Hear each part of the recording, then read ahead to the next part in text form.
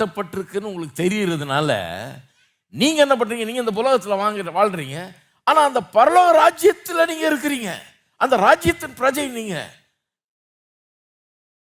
அந்த பரலோகத்தில் தேவனுடைய சித்தம் என்னன்னு உங்களுக்கு தெரியும்.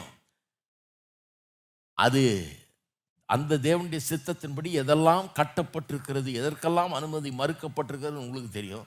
ஆகவே பூமியில் அவைகளுக்கு நீங்கள் அனுமதி மறுக்கிறீர்கள். என்ன சொல்றாரு? நீங்க கட்டினீங்கன்னா நான் கட்டினேன்றாரு. அப்ப என்ன அர்த்தம்? நீ அங்க இருக்கிற, எனக்கு நான் எதெல்லாம் கட்டி வச்சிருக்கிறேன், பூமியில் இதெல்லாம் இருக்கக்கூடாதுன்னு நான் சித்தம் கொண்டிருக்கிறேன், உனக்கு தெரியும். நீ கட்டு, நான் அதை பேக் பண்றேன் அப்படின்றாரு. நீ கட்டினா நான் I will make sure that it is bound அப்படின்றாரு. நீ உனக்கு தெரியும் எதையெல்லாம் நான் கட்ட அவிழ்த்திருக்கிறேன், எதெல்லாம் அனுமதி கொடுக்குறேன் உலகத்தில், எதெல்லாம் இருக்கலாம்னு நான் சொல்றேன்னு என்னுடைய சித்தம் உனக்கு தெரியும். அதை கட்டவிழ். நீ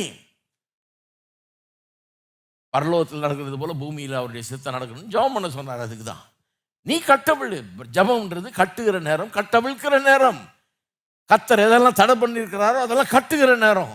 கர்த்தர் எதெல்லாம் கட்ட அவர் அனுமதிக்க சொல்லியிருக்கிறாரோ அதுக்கெல்லாம் அனுமதி கொடுக்கிற நேரம் ஜெபம்ங்கிறது. நிறைய பேர் அதெல்லாம் புரியாது பாருங்க, இது விளங்கவே விளங்காது.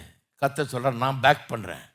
ஏன்னா என் ராஜ்யத்தில் இருக்கிற நீ, என் ராஜ்யத்தின் ஆள், என் ராஜ்யத்தினுடைய சட்டங்களை நிறைவேற்ற பார்க்குற. நான் இந்த ராஜ்யத்துக்கு ராஜா. நீ நிறைவேற்ற பார்க்கும்போது அதற்கு பின்னால் இருந்துக்கிட்டு அதை நிறைவேற செய்வது என்னுடைய வேலை. நீ செய்ய, நான் பேக் பண்ணுறேன் அப்படின்றாரு. அடுத்த வசனம் பாருங்க.